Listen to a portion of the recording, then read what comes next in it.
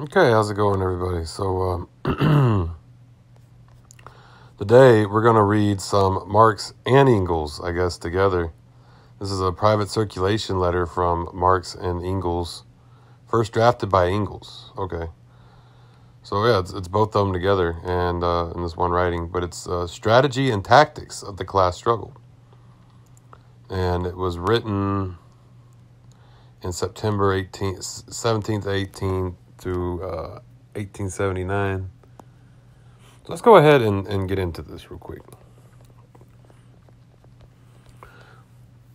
It is an unavoidable phenomenon, well established in the course of development, that people from the ruling class also join the proletariat and supply it with educated elements. This we have already clearly stated in the manifesto. Here, however, two remarks are to be made. First, such people, in order to be useful to the proletarian movement, must bring with them really educated elements. This, however, is not the case with the great majority of German bourgeois converts. Neither the Zukunft, fortnightly Berlin magazine, nor the Neue Gesellschaft, monthly Zurich periodical, has provided anything to advance the movement one step. They are completely deficient in real factual and theoretical material. Instead, there are efforts to bring superficial socialist ideas into harmony with the various theoretical viewpoints which the gentlemen from the universities or from wherever bring with them, and among whom one is more confused than the other. Thanks to the process of decomposition in which German philosophy finds itself today. Instead of first studying the new science, scientific socialism, thoroughly, everyone relies rather on the viewpoint he brought with him, makes a shortcut toward it with his own private science, and immediately steps forth with pretensions of wanting to teach it. Hence, there are among those gentlemen as many viewpoints as there are heads. Instead of clarifying anything, they only produce errant confusion. Fortunately, almost always only among themselves such educated elements, whose guiding principle is to teach what they have not yet learned, the party can well dispense with.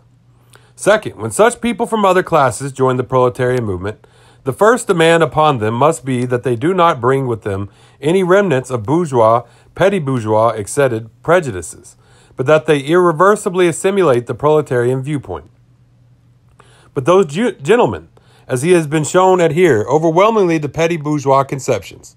In so petty bourgeois a country as Germany, such conceptions certainly have their justification, but only outside the Social Democratic Labor Party. If the gentlemen want to build a Social Democratic petty bourgeois party, they have a full right to do so. One could then negotiate with them, conclude agreements, etc., according to circumstances. But in a labor party, they are a falsifying element. If there are grounds which necessitates tolerating them, it is a duty only to tolerate them, to allow them to influence in party leadership, and to keep in mind that a break with them is only a matter of time. In any case, the time seems to have come. It is inconceivable to us how the party can any longer tolerate in its midst the authors of that, Hochberg, Bernstein, Schramm article, if the party leadership more or less falls into the hands of such people. The party will simply be emasculated and, with it, an end to the proletarian order. So far as we are concerned, after our whole past, only one way is open to us. For nearly 40 years, we have raised to prominence the idea of the class struggle as the immediate driving force of history, and particularly the class struggle between bourgeois and the proletariat and the great lever of the modern social revolution. Hence, we can hardly go along with people who want to strike this class struggle from the movement. At the founding of the International, we expressly formulated the battle cry: the emancipation of the working class must be the work of the working class itself. We cannot, therefore, go along with people who openly claim that the workers are too ignorant to emancipate themselves, but must first be emancipated from the top down, by the philanthropic, big and petty bourgeois. Should the new party organ take a position that corresponds with the ideas of those gentlemen, become the bourgeois and not proletarian, then there is nothing left for us, sorry as we should be to do so, than to speak out against it publicly and dissolve the solidarity within which we have hitherto represented the German party abroad. But we hope it will not come to that. This letter is to be communicated to all the 5 members of the committee in Germany, as well as Brack. On our part, we have no objection to this being communicated to the gentlemen in Zurich.